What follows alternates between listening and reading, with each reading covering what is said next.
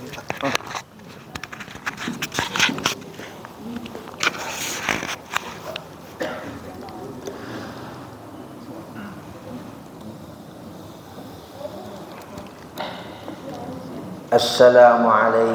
warahmatullahi wabarakatuh.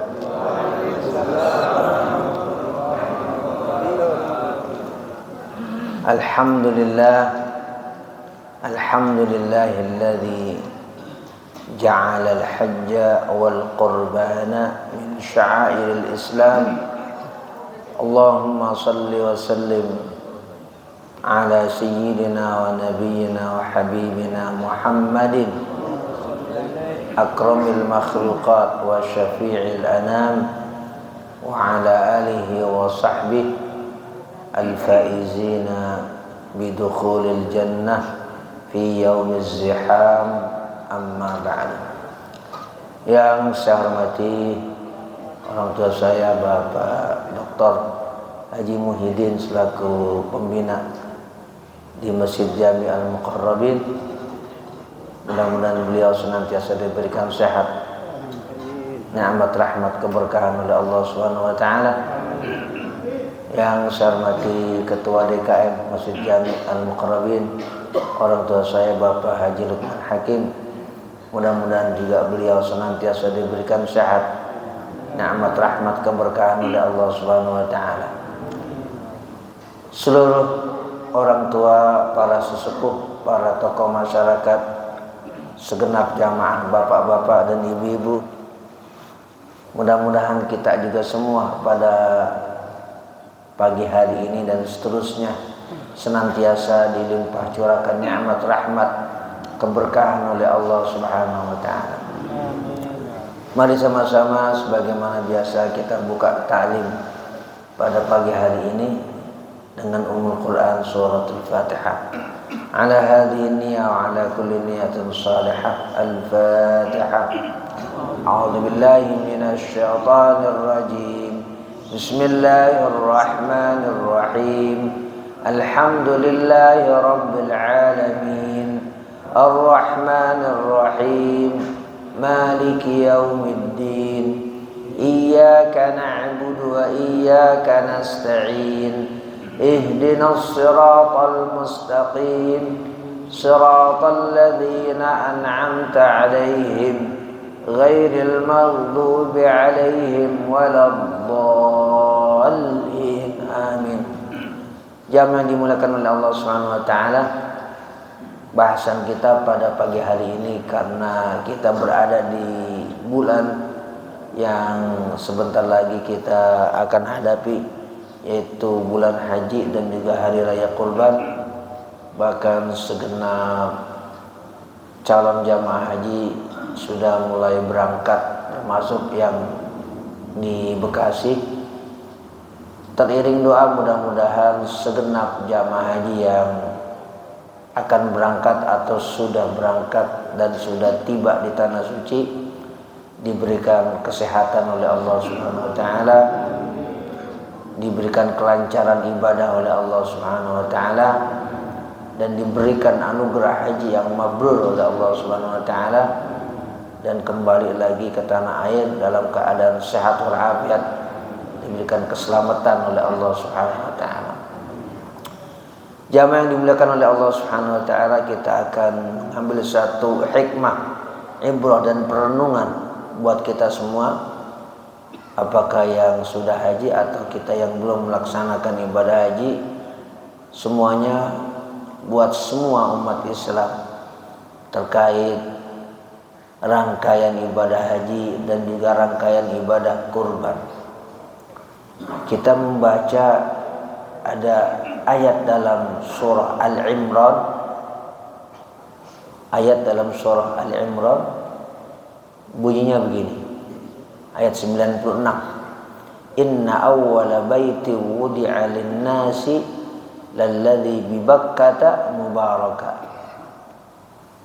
Inna awwala baiti wudi'a lin-nas lalladzi bi Bakkata mubaraka.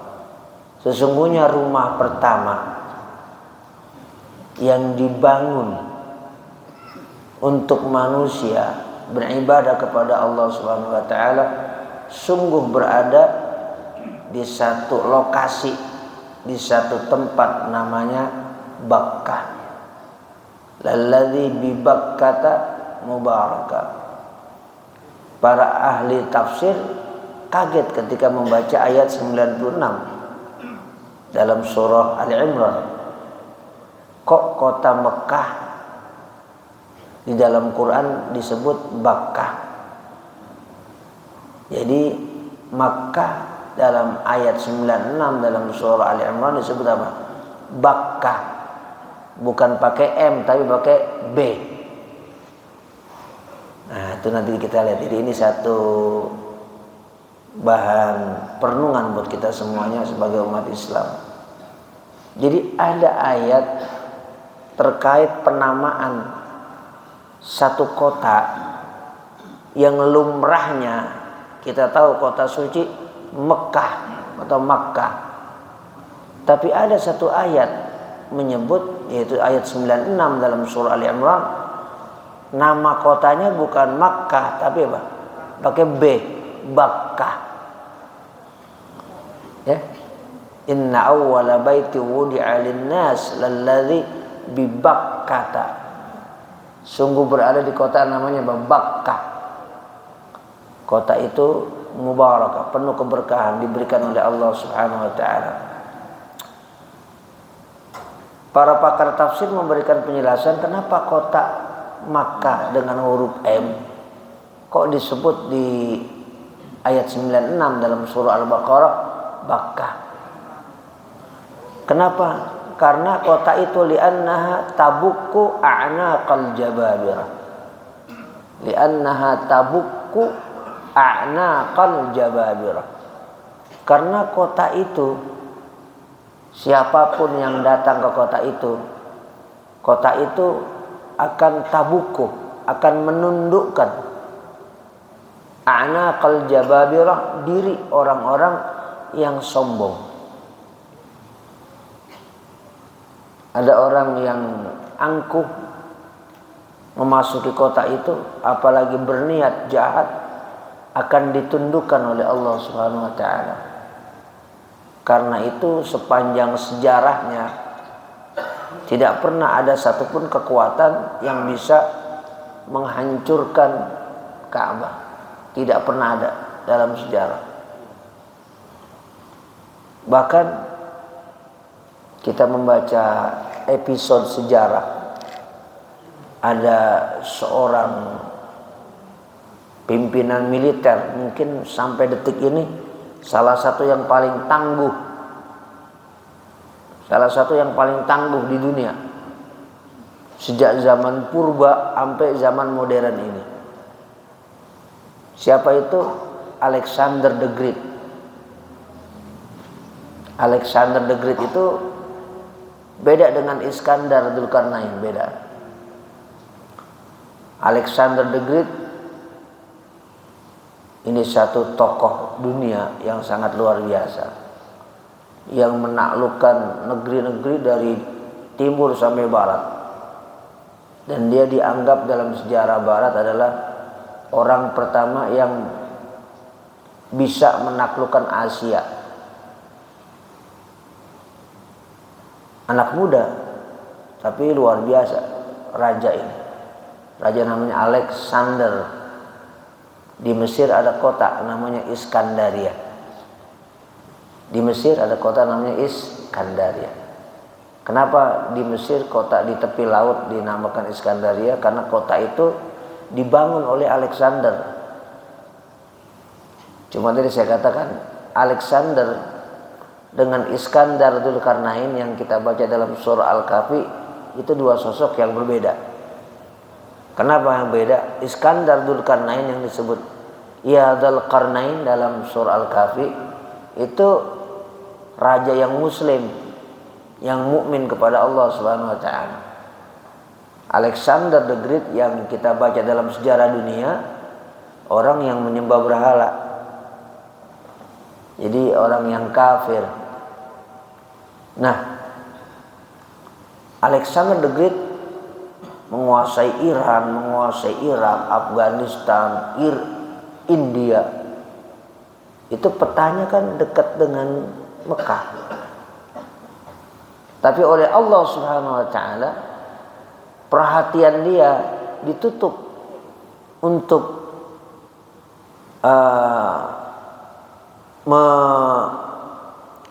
menyerang dengan pasukan kudanya yang paling kuat di dunia ke arah Mekah. Nggak jadi dia. Tadinya dia udah mau niat ingin menaklukkan semenanjung Arab yang di situ ada Mekah sampai Yaman. Tapi dia nggak jadi untuk memimpin pasukannya menyerang semenanjung Arab di mana ada kota suci Mekah, di situ ada Ka'bah.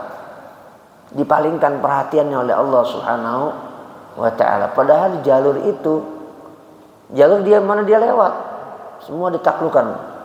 Semua ditaklukkan oleh dia. Tapi Mekah, Ka'bah dan sekitarnya dilindungi oleh Allah Subhanahu wa taala. Itu kan tahun 300 sebelum Masehi. Tahun 300 sebelum Masehi, jauh sebelum dilahirkannya Nabi Muhammad sallallahu alaihi wasallam. Karena itu kota Mekah itu yang tadi disebut Bakkah. Kenapa disebut Bakkah? Karena memang para ulama memberikan penjelasan li'annaha tabuku a'naqal jababirah.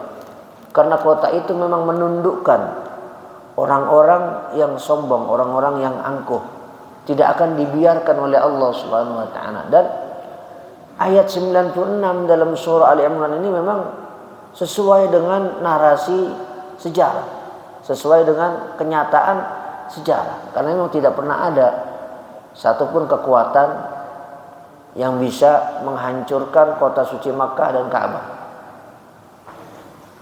Makanya Makkah nggak pernah ada dijajah apa oleh Inggris, Prancis, oleh Eropa, tidak ada.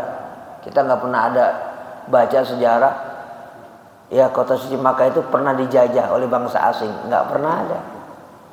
Ya karena memang dijaga oleh Allah Subhanahu wa taala. Zaman pra kemerdekaan Indonesia kan semua negara termasuk negara-negara Arab kan dijajah. Yordania, Syria, Lebanon dijajah sama Inggris, termasuk Irak, Iran. Tapi Mekah, orang-orang Inggris yang superpower sebelum Amerika, tidak pernah ada catatan sejarah tentara Inggris itu atau negara Inggris itu menjajah Mekah, nggak pernah ada. Kita nggak pernah ada baca sejarah itu. Nah inilah menunjukkan bahwasanya memang kota suci Makkah itu kenapa dinamakan Bakkah, karena memang dilindungi oleh Allah Subhanahu wa taala. Dan yang menarik dalam sejarah Makkah ini dengan Ka'bahnya adalah awwala baitin wudi'a lin-nas. Rumah pertama yang dibangun untuk manusia dalam rangka ibadah kepada Allah Subhanahu wa taala. Jadi bangunan yang pertama ada di muka bumi, bahkan jauh sebelum adanya manusia, ya Ka'bah. Belum ada bangunan apa-apa di dunia. Ka'bah. Siapa yang membangun? Dalam sejarah ada beberapa penjelasan. Ka'bah itu satu dibangun oleh Nabi Adam alaihissalam. Tapi ada juga penjelasan bahwa sebelum Adam diturunkan oleh Allah Subhanahu wa taala ke muka bumi, itu Ka'bah udah ada. Dibangun oleh para malaikat yang diperintahkan oleh Allah Subhanahu wa taala. Ka'bah itu udah ada jauh sebelum Nabi Adam alaihissalam. Sudah diperintahkan oleh Allah Subhanahu wa taala malaikat itu untuk membangun. Jadi sesuai dengan apa yang kita baca dalam Quran ini ayat 96, inna awwala baiti wudi'a lin-nas lalladzi bi Bakkata mubaraka. Jamaah yang dimuliakan oleh Allah Subhanahu wa taala, mungkin ada pertanyaan dalam diri kita. Bukannya Nabi Ibrahim yang bangun Ka'bah? Nabi Ibrahim bukan orang pertama yang bangun Ka'bah. Nabi Ibrahim hanya disuruh oleh Allah Subhanahu wa taala meninggikan pondasi Ka'bah. Tidak membangun Ka'bah dari nol.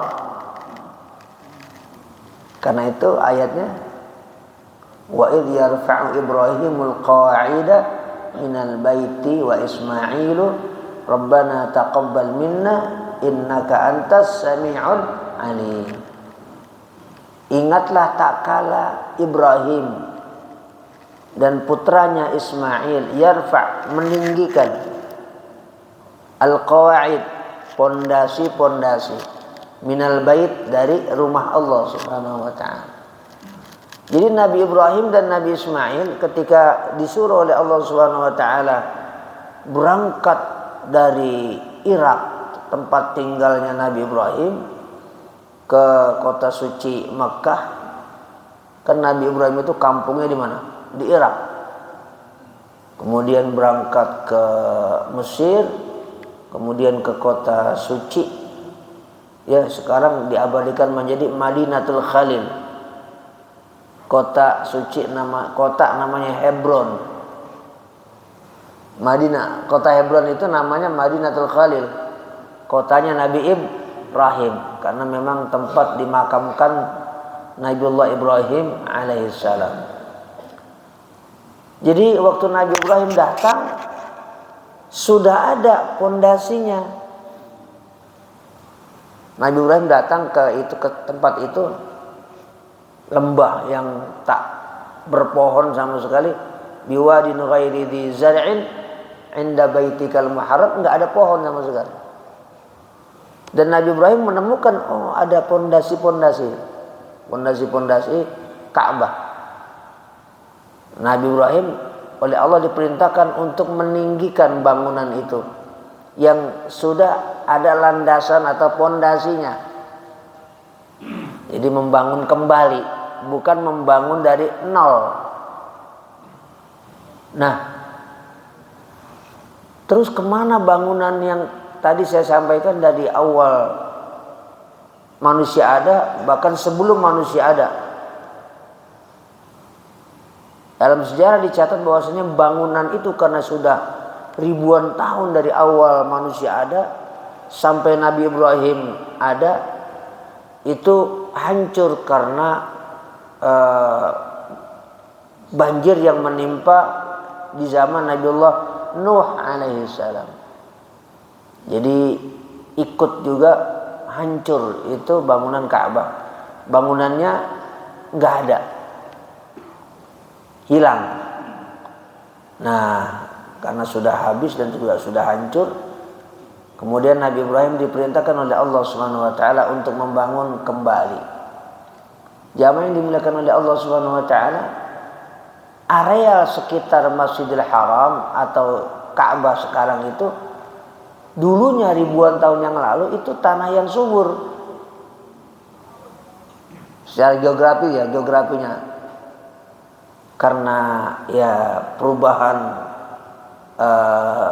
bumi, kemudian yang menjadi gersang seperti sekarang. Jadi ribuan tahun yang lalu itu subur, Mekah itu subur. Banyak tanaman, walaupun sekarang ada penghijauan kembali, tapi kan ditanam, tapi ini ribuan tahun yang lalu subur. Nah, yang menarik dalam sabda Nabi Muhammad sallallahu alaihi wasallam, nanti pada satu saat menjelang kiamat ini tanah-tanah yang ada di Arab akan kembali subur. Makanya ada sabda Rasulullah sallallahu alaihi wasallam, min alamatis sa'ah, salah satu tanda kiamat adalah an ta'uda ardul arabi murujan wa anhara. Salah satu tanda kiamat adalah tanah yang ada di Arab yang sekarang masih banyak gersang nanti akan kembali lagi. Anta'ud akan kembali lagi. Murujan wa anhar, akan kembali ditutup oleh muruj, banyak sekali pohon, wa anhar, dan banyak sekali sungai. Jadi nanti kita entah kapan kalau haji atau umroh nggak cuma bawa koper, tapi bawa jala sama pancing. Hobi. Nah, ini satu yang pasti terjadi di satu saat, entah kapan, Allah Maha tahu, tapi ini pasti terjadi. Kenapa ini masuk bagian sabda Nabi Muhammad sallallahu alaihi wasallam? Akan kembali tanah Arab itu murujan wa anhar. Banyak kebun-kebun, ya, wa anhar, dan sungai. Nah, sekarang kelihatannya sudah mulai subur tuh. Ya, buktinya udah mulai banyak curah hujan di Arab itu yang tadinya sangat sedikit. Nah, sekarang mulai banyak curah hujannya. Dan pasti akan kembali nanti subur. Sudah kalah mungkin pada satu saat Indonesia kesuburannya. Satu saat. Dan itu satu kepastian. Kenapa? Karena disabdakan oleh Nabi Muhammad SAW, dan Rasulullah mustahil berdusta atau bicara omong kosong. Karena itu tanah itu disebut tanah yang diberkahi oleh Allah Subhanahu wa ta'ala. Itu terkait dengan sejarah kota suci Makkah, tepatnya Ka'bah yang dibangun ulang oleh Nabiullah Ibrahim dengan putranya Nabiullah Ismail. Karena ini aktor utama baik terkait urusan haji dan terkait urusan kurban. Ya, salah satu beberapa aktor utamanya adalah Nabiullah Ibrahim dan putranya Nabiullah Ismail. Nah, sebelum ayat itu, berarti ayat 95 dalam surah Al-Imran, ada ayat bunyinya begini, qul sadaqallah fattabi'u millata Ibrahim hanifa. Katakanlah wahai Muhammad, Allah itu maha benar dengan segala yang diajarkan, dengan segala yang diwahyukan. Bunyi ayatnya fattabi'u millata Ibrahim hanifa. Maka wahai kalian orang-orang mukmin semuanya, ikuti millata Ibrahim, ajaran Nabi Ibrahim. Ya. Jadi Allah tidak langsung bicara ikuti Muhammad. Kan maksudnya itu sebenarnya. Tapi Allah bilang fattabi'u millata Ibrahim hanifa. Ikuti itu ajaran Ibrahim yang lurus. Nah, kita mesti memahami tentang sejarah bagaimana ibadah kepada Allah Subhanahu wa ta'ala ini ada di muka bumi. Jadi Nabi Nuh alaihissalam ini Rasul pertama yang diutus oleh Allah Subhanahu wa ta'ala setelah Nabi Adam. Maksudnya setelah Nabi Adam, kok Nabi Nuh itu dianggap di dalam sejarah adalah Rasul pertama. Kan ada Rasul sebelumnya, Adam, ada Idris. Maksudnya adalah bahwa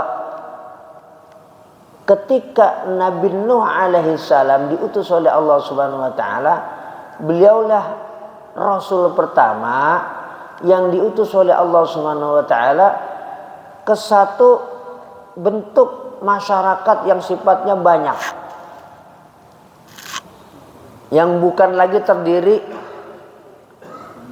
anak, cucu, cicit. Jadi udah sifatnya komunitas. Jadi komunitas atau masyarakat pertama yang ada di dunia itu ada di zaman Nabiullah Ibrahim alaihissalam, Nabiullah Nuh alaihissalam. Itu bentuk masyarakat pertama yang ada, yang sudah ada kepala sukunya. Karena sebelum Nabi Nuh alaihissalam itu sifatnya masih apa? family, keluarga. Secara antropologis begitu, secara kajian ilmu. Nabi Adam ada baru anak-anaknya doang. Nabi Adam rasul ya, nabi. Tapi belum bersifat majemuk kayak masyarakat, tatanan masyarakat. Jadi tatanan masyarakat itu ada baru di zaman Nabiullah Nuh alaihissalam. Dan beliau dianggap rasul pertama yang punya tatanan masyarakat. Nabi Idris belum, Nabi Adam juga belum. Baru di zaman Nabiullah Nuh alaihissalam. Nah, selepas wafatnya Nabi Nuh alaihissalam, masyarakat yang tadinya sudah baik menyembah Allah Subhanahu wa taala kembali lagi terjerumus ke dalam penyembahan berhala. Selepas wafatnya Nabi Nuh alaihissalam. Nah, Allah Subhanahu wa taala kemudian mengutus Nabiullah Ibrahim ke muka bumi ini untuk apa? Untuk menegakkan kembali tauhid, akidah la ilaha illallah yang sudah terkontaminasi oleh penyembahan berhala. Makanya kita pernah dengar ya, ada satu kisah Nabiullah Ibrahim akan dibakar. Ya, kita udah dengar semuanya. Akan dibakar oleh seorang raja Namrud namanya, karena mempertahankan akidah la ilaha illallah. Lah, Nabiullah Ibrahim ini adalah Abul Anbiya, bapaknya para nabi. Bahkan bukan cuma kita umat Islam yang memberikan respon yang positif dan apresiatif atau diberikan penghargaan, tapi selain Islam juga memberikan satu penghargaan kepada Nabiullah Ibrahim. Ya, orang Yahudi, orang Nasrani sepakat memuliakan Nabiullah Ibrahim alaihissalam dengan caranya masing-masing. Yang dimaksud oleh Allah Subhanahu wa taala fattabi'u millata Ibrahim hanifa adalah terkait ajaran Nabi Ibrahim yang hanif, yang lurus. Kenapa? Nabi Ibrahim menegakkan la ilaha illallah. Itu yang disebut dengan hanifa. Wa ma kana minal musyrikin. Dan memang para nabi dan para rasul yang diutus oleh Allah Subhanahu wa taala itu sebagian besar adalah keturunan dari Nabi Ibrahim alaihissalam. Nah, cuma Allah mengingatkan kalian terkait Ibrahim jangan cuma sekedar ngaku keturunannya, tapi ajarannya ditinggal. Kenapa disebut fattabi'u millata Ibrahim hanifa? Kan kita ngikutin Nabi Muhammad sallallahu alaihi wasallam. Kenapa? Karena tadi Nabi Ibrahim adalah nabi yang pertama kali setelah Nabi Nuh yang menegakkan pondasi tidak ada Tuhan selain Allah.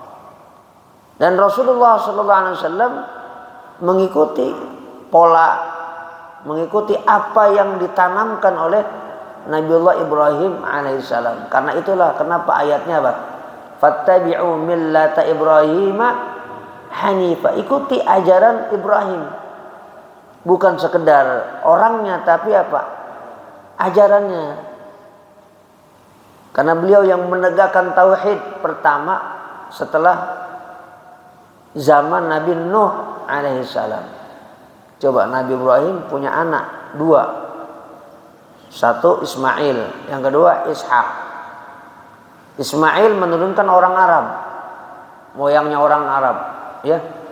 Kemudian Ishak menurunkan Bani Israel. Karena Nabi Ishak punya anak namanya Yakub. Yakub inilah yang bergelar Israel. Jadi Israel itu Nabi Yakub maksudnya. Karena itu kita harus berhati-hati, bukan kita maksudnya ingin berkawan dalam pengertian mendukung kekerasan orang Israel terhadap Palestina. Tapi kita harus paham, jangan sampai kita kebablasan. Kebablasan maksudnya apa? Israel itu nama seorang nabi. Siapa? Yakub. Yakub putranya Nabi Ishak putranya Nabi Ibrahim. Maka ada istilah apa? Bani Israel. Kan surah Al-Isra juga dinamakan juga surah Bani Israel. Bani artinya anak-anak, Bani artinya keturunan. Bani Israel keturunan Israel. Maksudnya apa? Keturunan Yakub. Jadi Israel itu Yakub. Maksudnya Israel itu apa? Yakub. Yakub itu seorang nabi, cucunya Nabi Ibrahim dari putranya yaitu Ishak.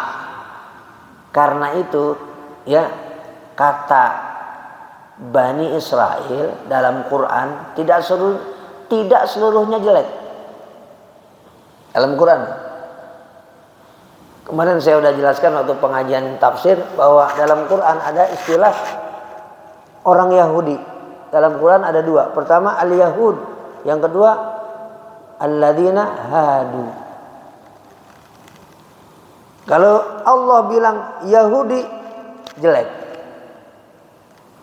ya pakai katanya kata yang menunjukkan isim nama. Tapi kalau Allah berfirman terkait dengan kata kerja terkait orang Yahudi yaitu alladzina hadu, enggak semua jelek. Ada ayat ini, innal ladzina amanu wal ladzina hadu wan nasara was sabiina man amana billah wal yaumil akhir wa amila salihah. Disebut oleh Allah semuanya orang-orang yang beriman, orang-orang yang Yahudi. Ada yang beriman kepada Allah, ada yang beriman kepada Allah. Meskipun sedikit, tapi kita jangan sampai ngilangin yang sedikit. Karena mereka sudah berbuat kerusakan di muka bumi, kita lupa bahwa di antara mereka ada juga yang baik. Nah, jangan sampai kita lupakan. Buktinya apa? Nabi Muhammad SAW punya istri yang berasal dari etnis Yahudi. Yahudi tulen asli. Siapa itu? Sofia. Nabi punya istri namanya apa? Sofia. Bukan Sofia Lacuba, bukan. Sofia ini putri seorang pemimpin pemuka Yahudi. Namanya Huyai bin Akhtab. Huyai bin Akhtab itu tokoh Yahudi di kota Madinah Al-Munawwarah. Punya anak perempuan namanya Sofia. Kemudian dinikahi oleh Nabi Muhammad SAW. Tapi jadi muslimah, jadi mukminah, jadi mu'alaf lah maksudnya. Tapi darahnya darah Yahudi, ya darah Yahudi. Lah ini Sofia binti Huyai bin Akhtab masuk kategori alladzina hadu. Ya perilakunya baik. Siapa lagi yang masuk kategori alladzina hadu? Seorang sahabat Nabi Muhammad SAW yang juga tadinya seorang tokoh Yahudi, namanya Abdullah bin Salam. Jadi ada beberapa orang tokoh Yahudi kental yang masuk Islam di zaman Nabi Muhammad SAW. Di antaranya namanya siapa? Abdullah bin Salam. Abdullah bin Salam darahnya Yahudi, etnis Yahudi. Tapi dia masuk Islam. Dan Islamnya bagus sampai akhir hayat. Nah, dia masuk kategori alladzina hadu. Orang-orang Yahudi dengan kata kerja. Nah, yang lain masuknya kategori isim, nama al-Yahud.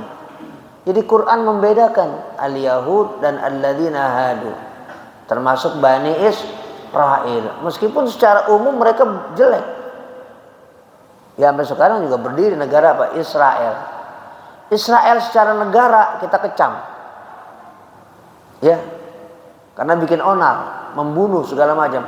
Tapi Israel secara sejarah, nah kita masih berhati-hati karena Israel secara sejarah itu adalah seorang nabi, namanya apa? Yakub alaihissalam. Jadi kita harus adil dalam membaca sejarah. Kalau mereka secara negara kita kecam, ya, atau boleh kita kutuk. Kenapa? Ini ya merampas tanah, membunuh masyarakat dan lain-lain sebagainya. Secara negara Israel kita kecam. Tapi kalau secara sejarah, nah, mereka itu putra, putri dan keturunan seorang nabi, namanya apa? Yakub alaihissalam. Yakub putra Nabi Ishak. Nabi Ishak putra Nabi Ibrahim alaihissalam. Nabi Ibrahim punya anak Ismail. Nah, Ismail inilah yang menurunkan Nabi Muhammad sallallahu alaihi wasallam dari ujung pangkal keturunan semua orang Arab yang ada di dunia ini, yaitu Adnan. Ya, semua orang Arab. Semua orang Arab yang ngaku Arab itu adalah keturunan siapa? Adnan. Adnan itu atasnya Nabiullah Ismail.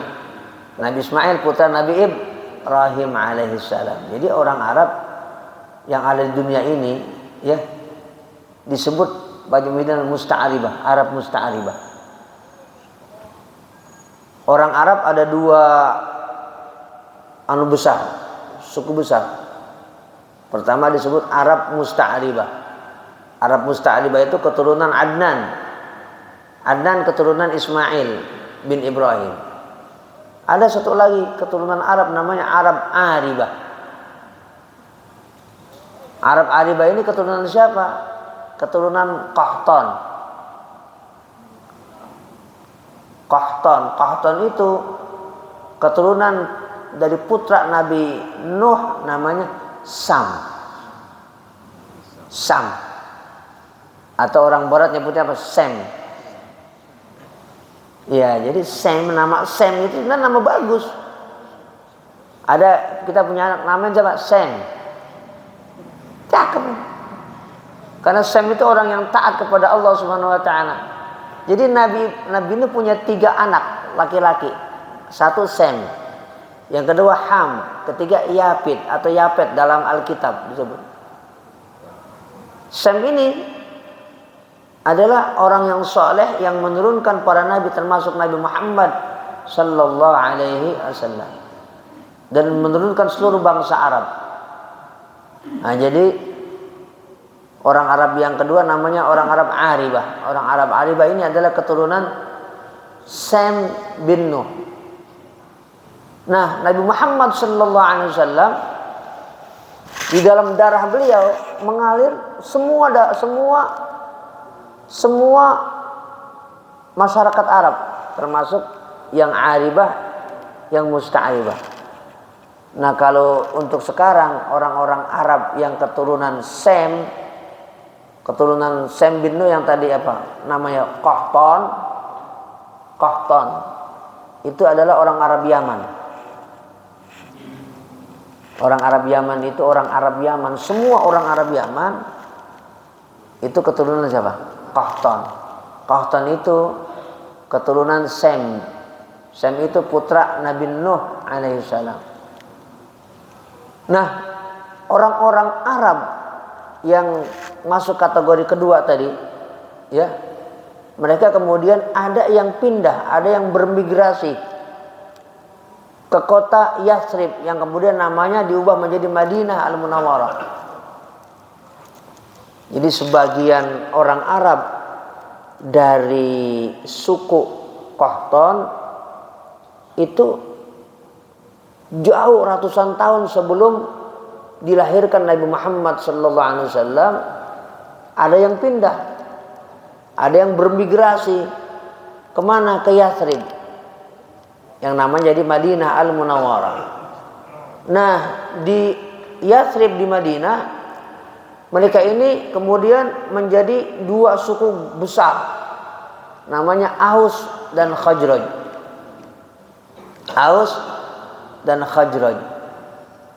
Nah, kemudian nanti ini suku Aus dan suku Khazraj, dua suku terbesar di kalangan Arab di Madinah, kota Madinah Al-Munawwarah. Inilah kemudian juga yang menurunkan nenek Nabi Muhammad sallallahu alaihi wasallam. Maksud saya, kita ini jangan suka ikut-ikutan media sosial yang kagak bener. Akhirnya apa? Menghujat. Udah orang Arab pulang aja ke kampung lu sana di Yaman. Jadi timbulnya apa? Hatred, kebencian. Nah, kita tidak menyadari bahwa dalam diri Nabi Muhammad sallallahu alaihi wasallam itu mengalir darah Arab Aribah Yaman. Ya. Jadi Nabi Muhammad sallallahu alaihi wasallam punya nenek namanya Salma binti Amr. Siapa? Salma binti Amr. Salma binti Amr itu adalah ibunya Abdul Muttalib, kakeknya Nabi Muhammad sallallahu alaihi wasallam. Jadi neneknya Nabi Muhammad namanya apa? Salma binti Amr. Salma binti Amr itu siapa? Ibunya kakek Nabi Muhammad, namanya Abdul Muttalib. Makanya jamaah yang dimuliakan oleh Allah Subhanahu wa taala, Rasulullah itu masih kecil waktu usia 8 tahun, dibawa sama ibunya Aminah namanya. Dibawa, Nabi masih kecil, masih kanak-kanak, usia kanak-kanak, 8 tahun. Sama ibunya, yaitu namanya Aminah. Dibawa dari Mekah zaman itu, bayangin, ratusan kilometer, karena untuk biar kenal dengan keluarga. Nabi yang masih kecil waktu usia 8 tahun dibawa sama ibunya kemana? Ke Madinah. Dikenalin, ya Muhammad nih, kamu punya saudara si anu. Sambil mengunjungi makam bapaknya Rasulullah SAW, yaitu Abdullah, yang dibongkar tahun 80 waktu perluasan areal Masjid Nabawi. Jadi Abdullah itu makamnya di areal Masjid Nabawi sekarang. Tapi tahun 80 ketika ada perluasan Masjid Nabawi dibongkar. Itu termasuk makam ayahnya Rasulullah, itu Abdullah. Ya, Nabi berkunjung ke makam ayahnya, berkunjung ke keluarganya dari kabilah Bani Najjar, dari nenek namanya apa? Salma binti Amr, nenek kandung. Nah, jadi Nabi itu mengalir dua kutub Arab di dalam diri Rasulullah. Pertama Adnan, berarti Arab musta'alibah. Yang kedua Aribah.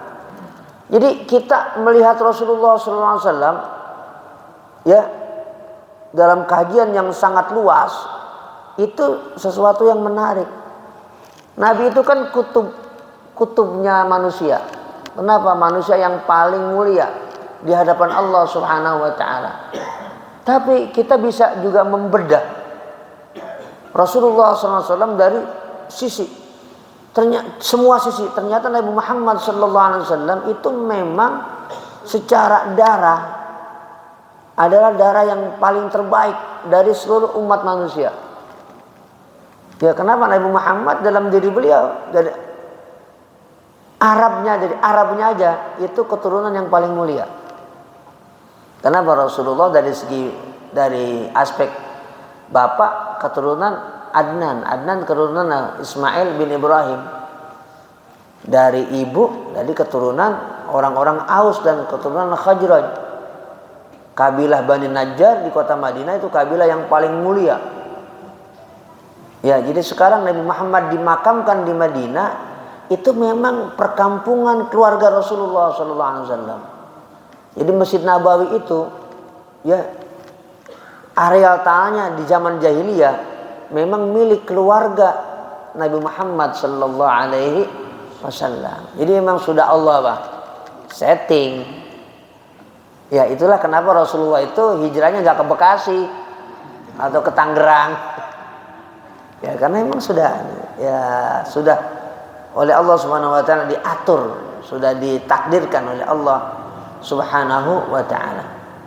Jadi Nabi Muhammad memang pembawa estafet tauhid Nabiullah Ibrahim alaihissalam. Dan Rasulullah juga ikut merenovasi Ka'bah. Tadi kan kita bicara bahwasanya Ka'bah itu adalah rumah pertama. Nabi Muhammad sallallahu alaihi wasallam ikut merenovasi Ka'bah kembali. Karena dari zaman Nabi Ibrahim ke zaman Abdul Muttalib itu Ka'bah juga karena sudah ribuan tahun ya mengalami lapuk segala macam. Nabi kemudian di usia 35 tahun orang-orang Arab ini sepakat untuk apa? Membangun kembali Ka'bah untuk kesekian kalinya. Akhirnya apa tuh? Ka'bah dirobohkan. Ka'bah dirobohkan oleh orang-orang Arab di zaman jahiliyah. Nabi baru usia 35 tahun.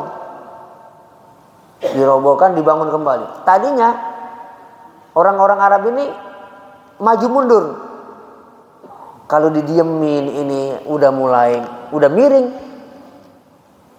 Ya, maksudnya orang Arab itu kalau kata orang Indonesia udah tahu bahasa kualat.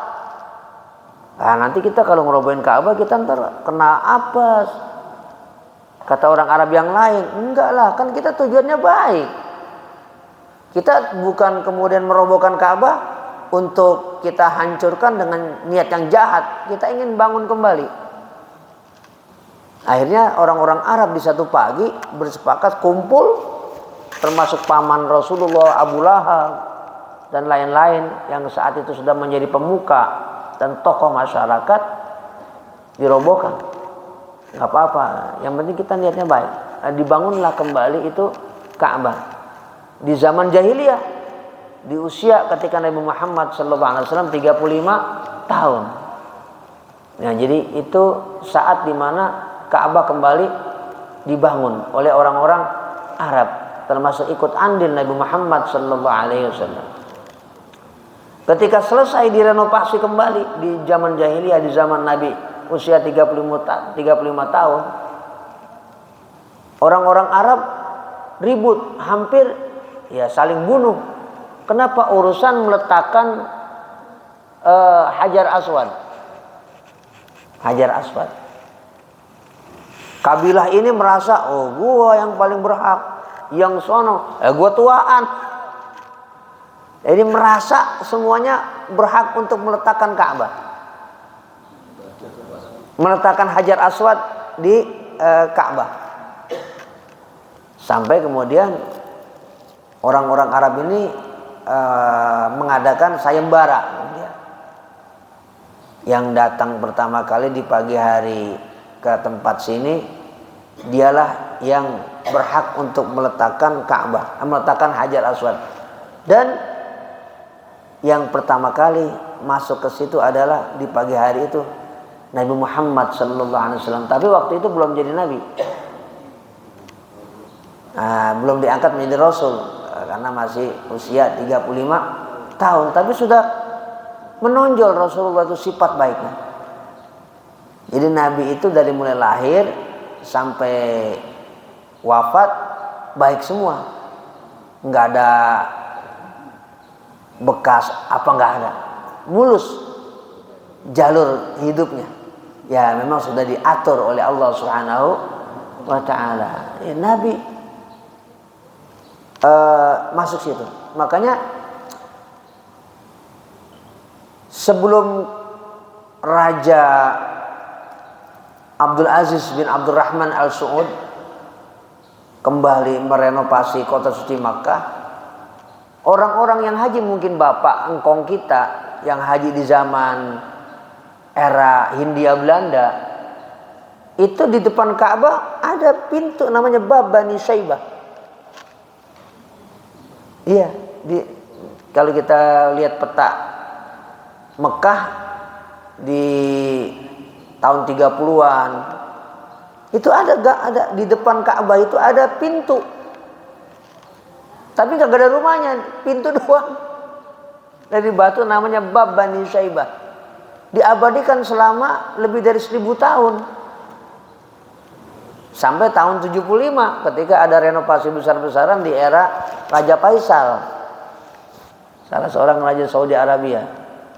Itu ada pintu namanya Bab Bani Syaibah. Pintu itu diabadikan sejak Nabi Muhammad sampai tahun 75. Kenapa itu sama pemerintah dari mulai Khulafaur Rasyidin sampai Bani Umayyah, Abbasiyah sampai Turki Utsmani tetap diabadikan, nggak dibongkar. Karena itu bersejarah. Dari pintu itu Nabi Muhammad SAW masuk dan memenangkan sayembara untuk meletakkan apa? Hajar Aswad. Hanya karena kemudian orang semakin banyak haji, akhirnya pemerintah Saudi Arabia memutuskan membongkar pintu itu agar orang ketika tawaf enak. Nah, itu sejarah Ka'bah juga. Tadinya ada pintu namanya Bab Bani Syaibah, tempat masuknya Nabi Muhammad SAW ketika usia 35 tahun. Beliau yang punya hak untuk meletakkan Hajar Aswad. Tapi ada satu kemuliaan Nabi Muhammad SAW, padahal di zaman jahiliyah mau meletakkan Ka'bah dipanggil semua kepala-kepala suku. Nabi letakkan surbannya, ya, kemudian beliau taruh Hajar Aswad di atas sorban. Orang-orang Arab dipanggilin semuanya. Coba ini tenteng, angkat semua, kita angkat rame-rame. Orang Arab kaget. Hebat ini Muhammad, luar biasa. Masih muda aja udah. Jadi tadinya orang-orang Arab nggak ada yang benci Rasulullah, nggak ada. Waktu sebelum jadi apa? Rasul. Udah top, udah hebat, udah mulia Nabi Muhammad itu. Kenapa? Nah tadi orang yang begitu masih muda tapi bijaksana, tua akhlaknya. Jadi orang-orang Arab merasa terhormat semua. Kenapa? Mendapat bagian untuk mengangkat Hajar Aswad untuk diletakkan di mana? Di Ka'bah. Ya, nah inilah salah satu kemuliaan Nabi Muhammad sallallahu alaihi wasallam ketika beliau mengalami satu episode sejarah membangun Ka'bah. Nah, sampai sekarang terus ada renovasi terkait dengan Ka'bah. Bahkan ada beberapa yang dihilangkan, termasuk tadi pintu yang selama lebih dari 1000 tahun ada di situ. Namanya Bab Bani Syaibah. Kenapa sampai tetap dijaga selama berabad-abad? Karena tadi itu ada kaitannya dengan sejarah Nabi Muhammad sallallahu alaihi wasallam. Nah, termasuk Zamzam. Kita mungkin yang haji dari awal tahun 40, 50, 60 atau kita di sini ada yang haji tahun 90-an sebelum tahun 95. Itu kan kita kalau mau minum air Zamzam turun ke bawah, bener nggak? Tahun 89 masih? Iya, saya juga masih mengalami ya haji tahun 94. Jadi saya masih mengalami kita mau minum air Zamzam itu ada sumur di bawah, kita ke bawah. Karena waktu itu orang haji udah banyak tapi nggak sembudak sekarang. Jadi kita mandi ya, bener ya? Kita mandi. Ya di bawah itu. Kata orang Betawi, gupak. Ya gupak, air mandi bebas. Nah, cuman menjelang mau tahun 2000 ditutup udah sampai sekarang. 2001 masih? Masih Pak Haji Musul? Masih bisa ke bawah ya? Nah, emang sekarang udah, ya ada sumurnya di bawah. Nah, jadi masih. Ya, jadi ada beberapa perubahan ya karena terkait keamanan lah di Masjidil Haram. Kalau yang sekarang udah nggak ada, udah ditutup. Jadi orang tawaf semuanya benar-benar ya udah di situ. Nggak seperti dulu lagi, masih bisa lihat sumur Ka'bah dalam pengertian pipanya masih bisa kelihatan. Nah, itu sejarah Ka'bah dan juga Masjidil Haram dari zaman Nabi Muhammad SAW sampai sekarang. Namun pada intinya bukan soal yang tadi itu Zam-Zam, soal bagaimana kita kalau ada di sana kita berkonsentrasi ibadah kepada Allah Subhanahu wa taala. Tidak berbuat sesuatu yang membuat diri kita malah jadi syirik. Di Ka'bah kok ada syirik. Nah, jangan sampai itu kita buat. Jadi kita jaga ini ajaran Nabi Muhammad SAW yang atasnya bermuara kepada Nabi Ibrahim alaihissalam. Dan itulah Quran yang kita baca, fattabi'u millata Ibrahim hanifa. Itulah yang kita baca, inna awwala baiti wudi'a lin-nas lalladzi bi Bakkata mubaraka. Karena itu ada kalimat dalam ayat itu 96. Ya, fihi ayatun bayyinatum maqamu Ibrahim. Fihi ayatun bayyinatum maqamu Ibrahim. Di situ ada tanda bukti kebesaran Allah Subhanahu wa taala, dan di situ ada juga lambang tauhid. Lambang tauhid disebut apa? Maqamu Ibrahim. Juga komitmen perjuangan namanya maqam Ibrahim. Bukan kuburan, bukan. Tempat Nabi Ibrahim berpijak ketika membangun Ka'bah. Ini komitmen perjuangan. Ini komitmen tauhid kepada Allah Subhanahu wa taala. Karena itu kita yang lagi umroh atau yang lagi haji kalau habis tawaf disunnahkan untuk sholat 2 rakaat, namanya sholat sunnah tawaf. Di mana? Di belakang makam Ibrahim. Bukan kita nyembah telapak kaki, bukan. Kita ingin diingatkan oleh Allah Subhanahu wa taala bahwa ini Nabi Ibrahim bapak tauhid. Ikuti perjuangannya. Ikuti capeknya. Bagaimana dia punya perjuangan yang begitu luar biasa, menyabung nyawa dalam rangka mempertahankan apa? La ilaha illallah. Jadi ini bukan sembarangan telapak kaki. Kan ada telapak kaki, kita lihat. Telapak kaki di atas batu yang sampai sekarang bisa kita lihat. Apa namanya? Makam Ibrahim. Kita disunahkan untuk melaksanakan sholat sunnah tawaf, untuk mengingatkan kita ini Ibrahim punya peran besar dalam diri kita untuk mempertahankan tauhid, akidah la ilaha illallah yang akan kita jaga sampai kita mati dan juga sampai dunia kiamat kita tularkan kepada keluarga kita. Jadi haji ini dan juga kurban ini memang kaitannya dengan Nabi Ibrahim, memang kaitannya dengan Nabi Ismail. Makanya digabung ibadahnya jadi satu. Haji, korban, kan bulannya sama, nggak dipisah. Korban ntar di bulan apa enggak, satu paket.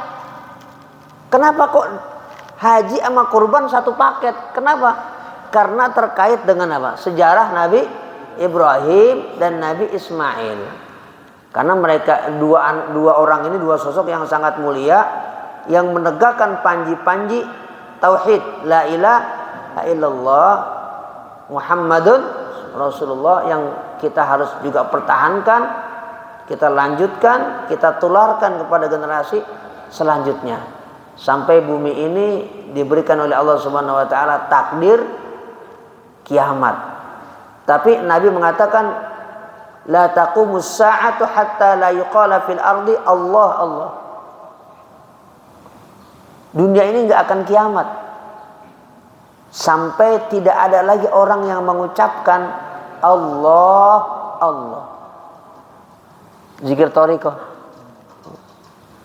Kalau di dunia masih ada orang yang mengucapkan zikir, termasuk apa? Allah Allah. Allah menjaga, enggak akan kiamat. Jadi nanti ini menjelang kiamat udah enggak ada orang yang mau nyebut itu, udah enggak ada. Orang semuanya hancur, semuanya akhlaknya. Dan kita mudah-mudahan termasuk orang yang dicabut nyawanya oleh Allah Subhanahu wa taala. Sebab orang yang mengalami kiamat itu semuanya orang kagak beres. Ya. Nabi sabdakan la taqumus sa'atu illa ala syiraril khalqi. Kiamat itu hanya dialami oleh orang yang syirar, oleh orang-orang yang jahat, orang yang buruk. Orang-orang yang baik sama Allah Subhanahu wa taala menjelang kiamat sudah diwafatkan semuanya yang dianggap baik oleh Allah Subhanahu wa taala. Jadi jangan sampai kita mengalami kiamat. Kita berlindung kepada Allah Subhanahu wa taala. Jangan juga berdoa pengen menghadapi kiamat. Ya, jalanin aja. Karena kiamat ditunggu atau nggak ditunggu datang. Jadi soalnya bukan kiamat atau nggak kiamat, bagaimana kita ini menghadapi kehidupan. Ya, tapi karena Nabi Muhammad ini adalah Nabi akhir zaman, Nabi memberitahu tanda-tanda kiamat A, B, C, D dan seterusnya biar kita itu waspada, ya. Dan mudah-mudahan iman kita selalu dijaga oleh Allah Subhanahu wa taala. Demikian yang saya sampaikan terkait tentang haji, hikmahnya ya, dan juga kurban tentang tauhid ini, mudah-mudahan kita dijaga imannya oleh Allah Subhanahu wa taala. Baik, Pak Jumidi. Nah, ini mengenai kebenaran sabda Rasulullah SAW. Apakah padang minyak di Arab ini bukti kebenaran sabda Rasulullah tadi? Bahwa Arab itu dulunya hutan rimba banyak. Hutan rimba benar ya. Karena minyak itu kan fosil. Iya. Nah, itu apakah itu bukti, dan kemudian apakah itu nanti juga bukti kembali seperti semula dulu hutan rimba banyak binatang seperti itu. Kemudian yang kedua, ini nama negara Israel ini melecehkan Israel sebetulnya. Iya, betul. Bukan Nabi Yakub. Jadi betul. Bukan negara Israel. Iya. Negara Yahudi itu. Negara Yahudi ya. Terima kasih. Baik. Yang pertama memang betul bahwa apa yang ada di Saudi Arabia sekarang itu sebagai tanda kebesaran Allah Subhanahu wa taala, termasuk adanya sumur minyak. Karena Saudi Arabia ini adalah pemegang 25% cadangan minyak dunia. Jadi cadangan minyak dunia itu 25% ada di Saudi Arabia. Kenapa kok bisa seperti itu? Karena memang tadi sumber kehidupan itu adanya di Arab Saudi awalnya, bukan di negara yang lain. Jadi yang pertama kali begitu subur adalah Saudi Arabia, dan nanti akan kembali subur di menjelang akhir zaman dan sebagai tanda akhir zaman. Tinggal bagaimana para pemangku kekuasaan dan pemangku kebijakan di Arab Saudi ini tidak hanya menikmati anugerah Allah yang sifatnya fisik, tapi juga menjaga apa?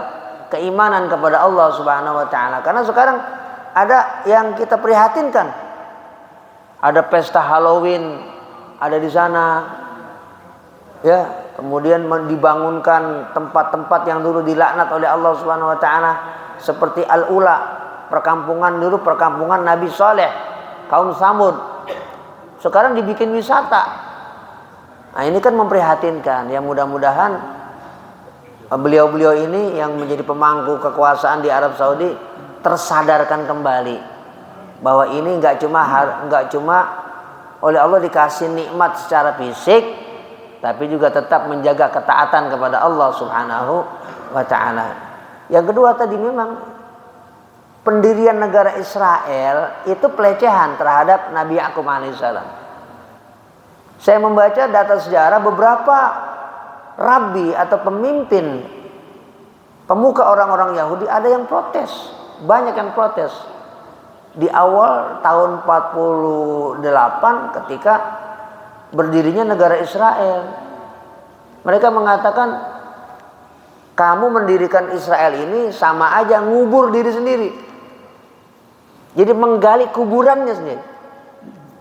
Karena memang sudah termaktub di dalam kitab Taurat, ketika Israel ini bangkit, di saat itulah kehancurannya tiba.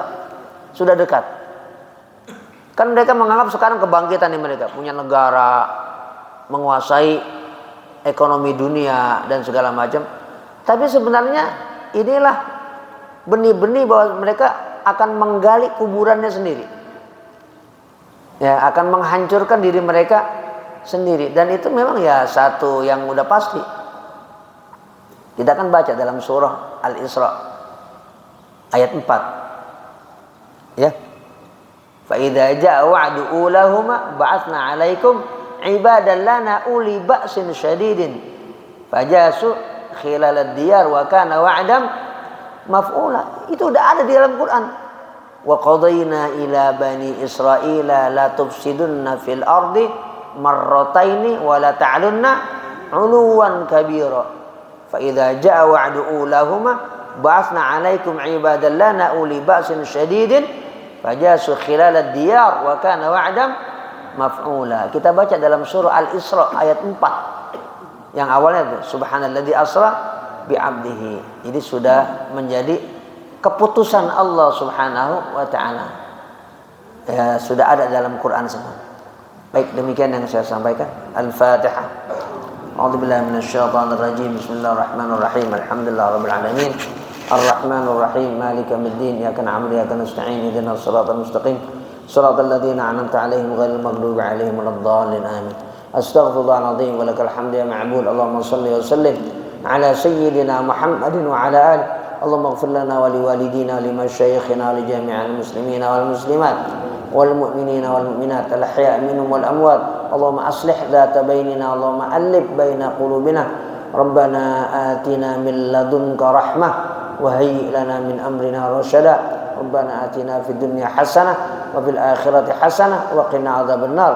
Wa sallallahu ala sayyidina Muhammadin wa ala alihi wa sahbihi wasallam.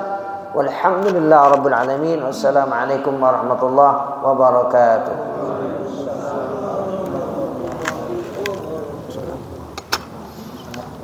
Iya, enak.